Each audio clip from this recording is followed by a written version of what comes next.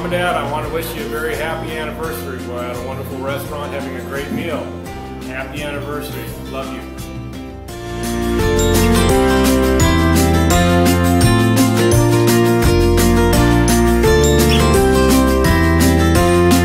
I hope that everyone will enjoy the meal. You have the menu on the table. In a minute, I'll pass each of you and take the order for the main course. What I'm going to tell you that the special about the place, about the restaurant here, that we smoke here the fish and the meat. So the smoked meals are thoroughly committed. It's kind of meals that you won't have in other restaurants, that's all. Okay? It's very commended. And if I want to order the meal and you don't like it, I'll be more than happy to change it for anything you want. So it's not a risk, like, you know. If you don't like it, you can give it back to get another meal. Okay? Hope you enjoyed the meal. Nobody has ever given a meal back, just so you know. Okay.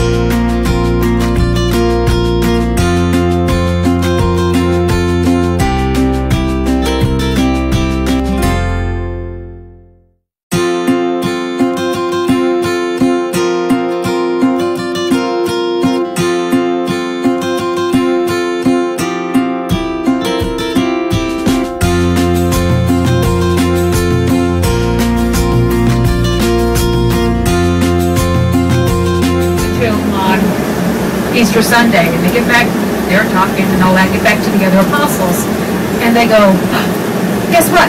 The Lord is risen. Or, take it back, I'm sorry, I messed it up already. And so they walk back into the room really excited and said, I have some good news and I have some bad news. And they go, oh, wait, what's the good news? They go, the Lord is really risen. You know, have you seen him and all this? And they go, that's great. What happened? Any bad news? I go, well, yeah, there is. He wants to talk about last Friday. Oh, very cute. Very cute. And people are wondering, it's like, why does he, every day he gets 3 pints and then sits by himself and drinks them? And finally the bartender says, excuse me, sir, every day you order 3 pints and drink them. And he's like, well, I have 2 brothers. And one's in America and one's in Australia. And we made this promise that every day we would have 3 pints in memory of, you know, our family. And oh, that's wonderful. It's really beautiful. It's like, oh, thank you. Well, some months go by, and then the man comes in. And he only orders 2 pints.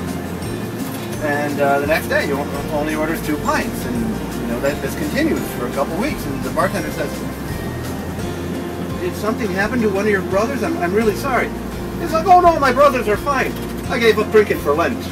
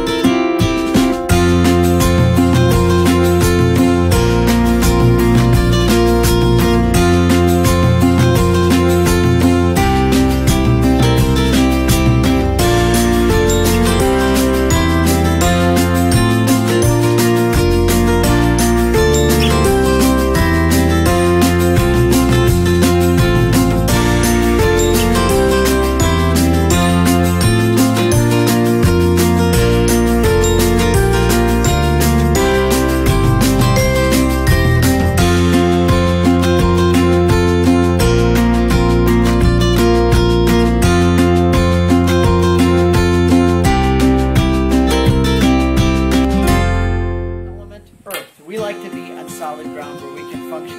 Fish live out there. It's not our element. It's dangerous. It's scary to human beings. So the sea and the waves and the water always represents chaos and danger and sin and the world.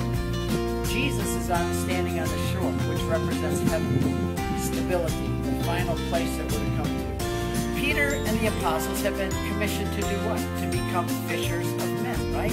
They're out fishing. This is representative of them fishing. And they're fishing for men, and they catch them all in a net. And they eventually bring those men to Jesus. But they're out there fishing, and they catch all these men, and they finally realize it's Jesus. All the apostles bring the net in to a certain point. But then it said that it was Peter alone who brought the net up to the shore. This is one of the reasons we know Peter was a muscular, strong man. You always see him as muscular, strong fisherman because they made a point in the scriptures of how big this net was. It was so heavy that the net didn't tear. And one man, Peter, was able to drag it ashore. The muscular Peter, tattoos on his arm, ringing his nose, if you want to put it in that term, you know, how we think of things today. But he drags it ashore, and he brings it up to Jesus. The fathers of the church said they're out in the world fishing, fishers of men, collecting fish. They bring them up to the shore. There's 153 fish in the net. St. Jerome said that 153 for the ancients in that time was the number of peoples, nations, languages, and tongues. And on Pentecost, that's very significant for us because of Pentecost is where everybody in all their languages heard and came into the church. So 153 represent at least one from every nation, language, people, and tongue. It is the church represented of bringing in a universal church, bringing in everybody from every language and nation and country into the church. And Peter, all the apostles bring them up, but at the end, who brings them up to Jesus? Peter alone drags that net, the church, with all the fish, all the people from every nation, language, and tongue. He drags them up to the shore of heaven and puts them at the feet of Jesus. And what does it say about the net? Do you remember? It didn't break. And it was like, it's amazing. Even though there was 153 fish, it didn't tear. You know what that word is in Greek? If you were reading this in Greek, you would read the word schism. The church, brought by the Pope, Peter up to the shore, was brought to Jesus with no schism, without a tear. This is why this Pope and the Pope back there, and the one who came subsequent, Benedict, have been so concerned about ecumenism, of dialoguing and trying to bring all Christians back so that we're all one body again, one visible body, because they have the responsibility someday to drag that net up to the shore of eternity, to deposit it at the feet of Jesus without a schism.